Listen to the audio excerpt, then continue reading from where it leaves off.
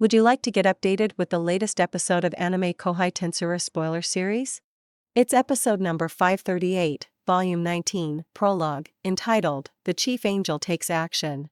Support the channel and get access to both Tensura and solo leveling episodes, totaling 5 episodes each week from Monday to Friday. Check out her Patreon page if you get a chance.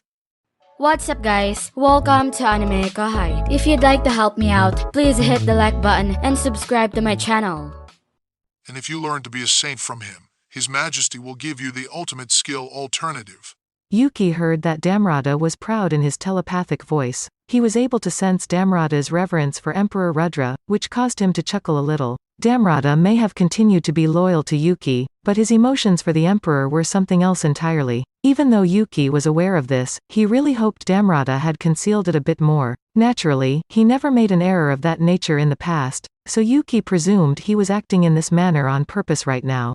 Is Rudra fighting this battle in an effort to awaken more of his knights? He would be, I guess. However, Veldora's interference in our previous conflict was actually a blessing in disguise. We acquired even more power than we lost as a result of a few individuals evolving into enlightened beings.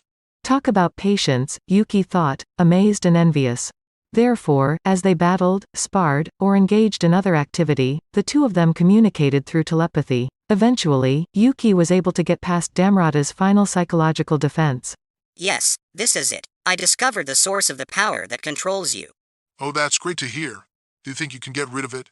Yes, there are no issues. But then, wouldn't Kondu find out if I did that? I think he would, but I'm not sure if it bothers me. Okay, so here we go. Their sparring wasn't without cause. Damrata was aware of Yuuki's anti-skill power and was confident that it could free him from Kondo's influence. And Yuuki knew that, too. He'd spent the previous hour investigating Damrata on his own, with no guidance whatsoever. He would now use the new ability awakened in him to restore his friend to normalcy. The ultimate skill Yuuki had attained was Mammon, Lord of Greed, which specialized in taking things. For instance, it had the power Lifestealer, which depleted energy upon touch. With it, Yuuki could punch and have it blocked while still inflicting harm. Whether it was magical or physical energy, depending on the opponent, Yuuki could absorb it and use it for himself. Nevertheless, Damrata was unaffected by Lifestealer. He had excessive strength, and despite being under Kondo's control, he still kept that power in top shape. Regardless of what his thoughts might have wanted, his body was doing everything it could to get in the way of Yuuki. That was made possible by Alternative, the Emperor's ultimate gift. This ability shielded his very essence, creating a solid psychological wall that rendered any kind of spiritual assault useless. In addition, they had unmatched physical destructive abilities that could get past any barriers. When they were combined, Damrata was an unbeatable champion in every aspect. Dominion bullets, which the Emperor had given to Kondo, were specifically designed to be more powerful than Alternative, allowing Kondu to subdue him. Damrata's body would not have been taken over if he had acquired Alternative naturally rather than as a gift. It was a genuine impediment, and Yuuki had to use anti-skill to the fullest to get past it. But eventually, he discovered the Dominion bullet lodged in his soul. With Damrata's approval, he immediately focused his strength on it. Lifestealer. Yuuki's palm's bottom landed on Damrata's chest. The bullet was the only thing that was destroyed by the perfectly timed blow. Damrata was once again free, which seemed like such a letdown. I'm grateful, Yuuki-sama. Yeah, I hope you won't need to depend on people in that way for a while. But I'm concerned about Kigali's party. I have to leave. What will you do? Allow me to join you. In any case, I must talk to the Demon Lord Ramu tomorrow. It'd be too risky to go back to where Kondu is since we'll be moving forward with the coup right after that. True. There is no need to attempt to mend things right now, is there? Damrata joined Yuuki in his laughter. Are you ready to go now? Yes, please. Damrata nodded and followed him as he turned around and walked toward the entrance. Then, however, Damrata, why didn't you take care of him instead of toying with this outside force? You really didn't intend to betray His Majesty, did you? Yuuki was too shaken to move in response to the frigid voice. The actual catastrophe was just getting started. Before anyone could ask what had happened, she was standing there quietly. Her face was lovely, her hair was blue, and her presence was immensely powerful. Although it would be their first encounter, Yuuki had the impression that he knew this person. The marshal's figure, who was sitting next to the Emperor on the other side of the curtain. Lady Velgrin. Damrata whispered in an oddly boisterous manner. Velgrand? What does he mean? Yuuki then noticed that he couldn't move his face because it was so tense. She was now in front of him, her powers unmatched by any other creature in the world, a true dragon. This is not acceptable at all. When I first saw Veldora, I didn't feel this, but with her, it's not even a matter of winning or losing. A direct confrontation with someone like her would be pointless. Despite realizing this, Yuuki persisted in his efforts. Find a back door. If a direct confrontation was destined to fail, Yuuki had the ideal special move for that. If he played his cards correctly, he reasoned, victory would be within his grasp.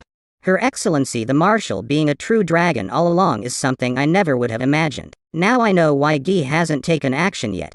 My. That's quite uncommon for a human. I respect you for maintaining your composure around me. Thanks. By the way, it would be fantastic if you could let me go. How do you feel? I don't mind at all. I have no business with you. My beloved husband does. Velgrind moved backwards. Only then did Yuuki become aware of the presence of the other guy. His gaze widened. A guy wearing an extravagant outfit that was unquestionably extremely expensive was standing next to Velgrind. Yuuki was familiar with his features. Masayuki? Certainly, there is no chance that it is him. Or... This man had to be Masayuki's twin in every way, but Yuuki noted some differences. The hair color stood out the most. While Masayuki typically dyes his blonde hair, his natural color is the typical black of most Japanese people. The guy in front of him had brilliant blonde hair. He could see differences in the eyes when he looked more carefully. Masayuki's tended to be either erratic or just kinda blank and unthinking, but this guy appeared to be able to see right through them. If you weren't cautious, it almost felt like those eyes would consume you. There was no possibility they were the same person. Probably not, huh? Yuuki became fairly certain of that and then understood who the man really was. If Velgrind referred to him as her spouse, only one person remains. Emperor Rudra? You are correct, Uki-san. He is positioned at the pinnacle of the empire. His Majesty, Emperor Rudra. Damrata answered back. He was already on his knees and didn't care if he got his clothes soiled because he was desperate to show Rudra that he had no ill will. Yuuki couldn't fault him. Rudra meant even more to him than he realized. The crucial question is, why was Rudra even present?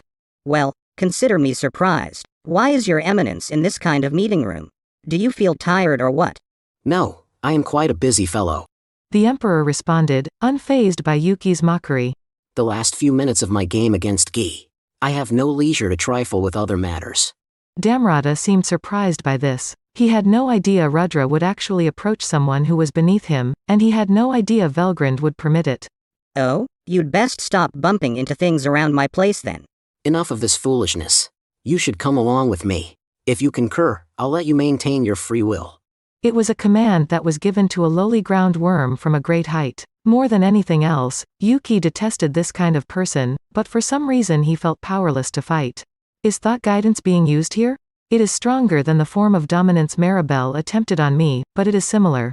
He was very irritated by the power. However, Yuuki could cancel out any skill-driven order against him because he had anti-skill at his disposal. Or he ought to have had the ability. No, this is not some ordinary ability like that.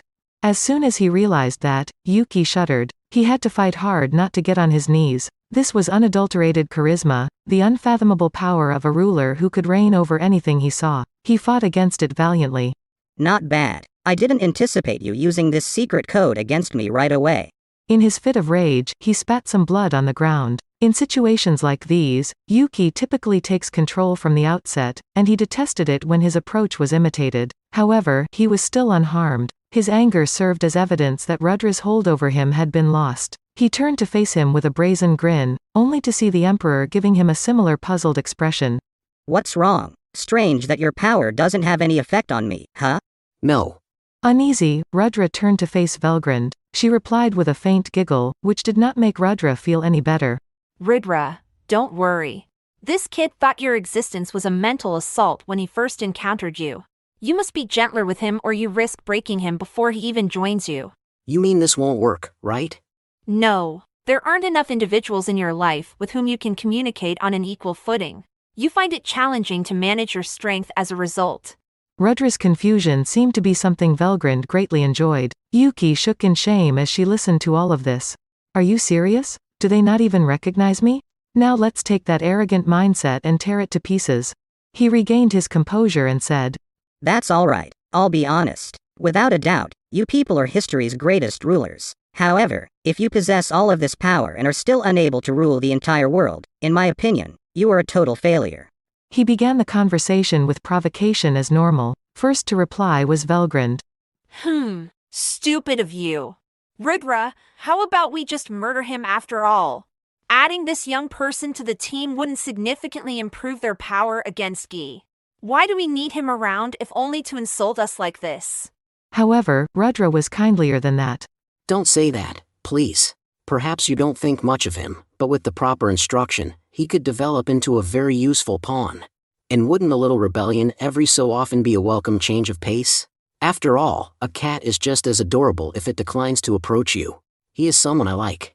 It was Rudra's deliberate effort to denigrate Yuuki entirely. At it, he scoffed. If it didn't affect him, taunting Rudra wouldn't achieve much. It was time to bring out the big guns. Velgrund was nearby, so Yuuki couldn't afford to squander much time. He would need to use his strongest weapon right away and the energy it generated to defeat the true dragon.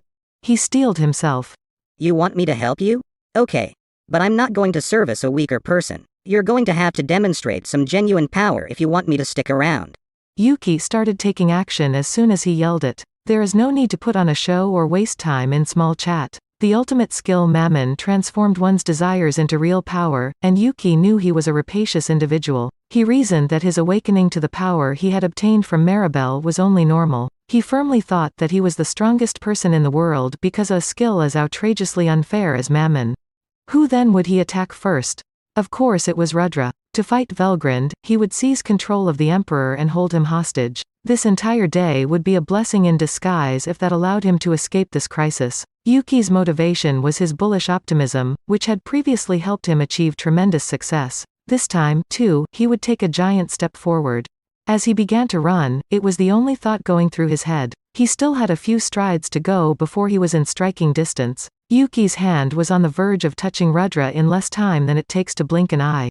In his right hand, he combined anti-skill and life absorption, one of Mammon's sub-skills. He was able to break through any defenses his victim might have had in place thanks to this fearsome combination. This was the intended use of Lifestealer, and unlike with Damrata, Yuuki was unconcerned with the attack's potential for death. If Rudra passed away, he would only have Velgrund to contend with. It would be difficult to escape from two powerful opponents, but one was much easier to deal with.